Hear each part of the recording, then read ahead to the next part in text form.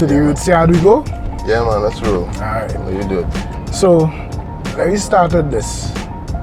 What do you do, Carver? Because I just know, you're advocate for sustainable living. Yep. In a very broad sense. Yeah. But exactly what do you do on a day-to-day? Quarter content creator, quarter activist, quarter communicator. Right. And I suppose the other quarter is just general consultant and person interested in pushing this whole agenda forward. You know? Right. We're at a critical stage now in Trinidad and Tobago, and these are issues that could help us. Some would say they could save us. You know, but even before we get there, you know, talk about it, you know, whether it could save us or whether it could help us, and to what degree, we have to take it seriously. Right. So how you define the whole concept of sustainable living? Like how you can make that make sense to us? Sustainable living and the idea of sustainability is really about doing things and engaging with the economy, engaging with the environment in a way that if you continue those behaviors for 5 years, 10 years, 25 years, 100 years, forever, it would have more of a benefit to the space and a benefit to you and a benefit to the economy than a negative impact. You know, the world economy is focused on extraction, it's focused on taking. You know, it's not really focused on building or developing or putting in. It's more taking and taking and taking until there's nothing left, and then when there's nothing left, is pure sufferation. Yeah.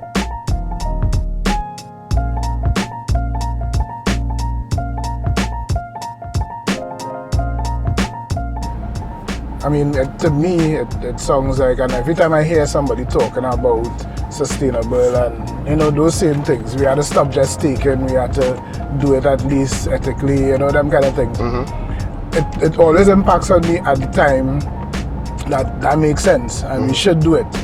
But what you think is the barrier why we don't embrace it as something as serious as it should take on? Well, you know, the reality is that people tend to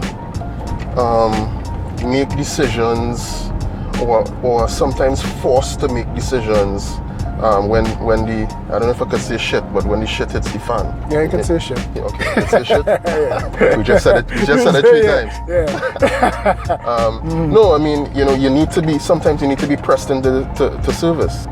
I think that we can accept now, being in 2019, that business as usual has not served us the way that we would like it to serve us, and it has not benefited everyone as, you know, we would imagine that it would.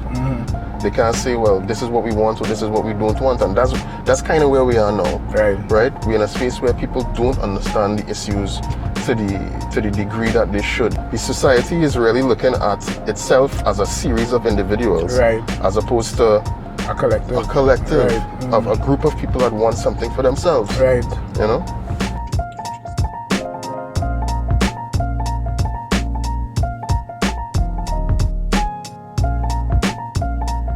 I would like to encourage people to change and to encourage behaviors to shift and you know, develop little economies, you know, within the creative and sustainability sector of exchange and mutual benefit and this sort of thing. So that's what we try to encourage. Cool. And I know one of the ways you're doing that is with the green screen project, which is an annual project, right?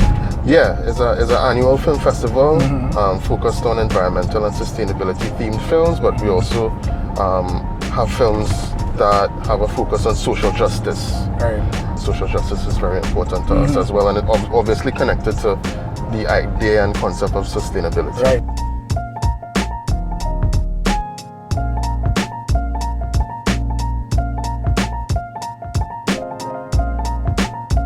How will you measure the success of the Green Screen Film Festival over the years?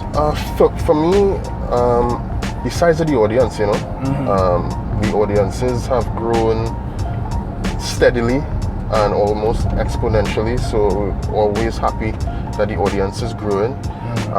And then I think, I mean, even from my, let's say, my circle of friends and circle of associates, you know, I have seen their behavior shift, right. you know, over the years. You know, you know you can't come by me with no styrofoam.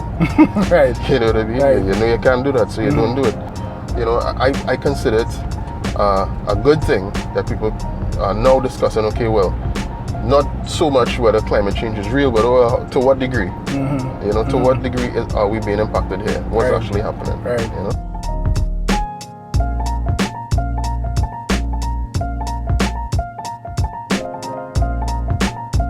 Through the course of the work, you know, for example, you know, issues related to sort of leveling the playing field when it comes to women in society. Right. You know, issues related to, you know, children and how we manage our relationship with children within the context of society, and how they are reared and how they are grown and stuff like that. Right. Those are things that come up through the work and might come up on a production for a film, right. or it might be something that touches me in the context of programming the festival. Environmental issues are important, sustainability issues are important, economic sustainability is important. We've already said that and we've established that. So the idea is to bring all the other things connected to that idea together through the work, and not so much say, we don't deal with women issues, right. We don't deal with abuse issues, we don't deal with you know, issues of crime. No, we look at everything as it relates to the future of this country. Very interesting. Very interesting. Yeah. And it was cool, you know, to have you. I'm glad I had the time to come and do this with us today as we head in towards the Rootsyardd event, which is, you know, something that promotes sustainability as well. Yeah, very important event and platform. As a man really like roots reggae myself, might be my favorite genre of music. To the ire of many of my friends and associates who might not love that particular genre so much. But yeah, I really love roots reggae. So Rootsyardd is something that I go to often. Almost everyone, I think I might have missed two of them. Right, this is my first one, you know. So, and check it out. Check out Chef G. Yeah, Chef G, $20 menu, boy. $20 menu. Talking about social justice. Social justice. Proper justice. Proper justice. For real. Yeah, but the value of Chef G's $20 gourmet menu is that you get a lot of gourmet stuff for $20 a pop, right? So for example, you have these loaded potatoes here, right? With a nice corn salsa and black beans. Very tasty. You had tandoori fish tacos, you know, they had kale and cauliflower quesadilla, you know, cheese and so on. Real nice flavors, you know, vibrant, rich, earthy stuff. We're doing a lot of things that, you know, putting a little local twist on international cuisine. I know that kind of cliche-ish, but for real though, I mean, real fusion meals. You should check it out anytime Chef G pop up somewhere. Check that out, you know. I go and dig into this and get back into the Rootsyardd vibes now.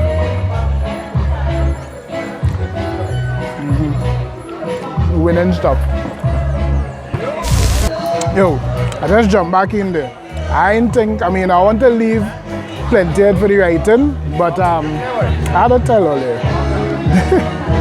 The earthiness of this dish is something else. Like, these flavors, they have a nice bitterness from the bean, a kind of smoky bitterness from the beans and the potatoes that was roasted on the grill. But then the vibrance of the corn salsa. Ooh, can't leave that just for the words, boy. I have to put that in the video. So that's all. Don't mind me. I'm gonna get back to my thing.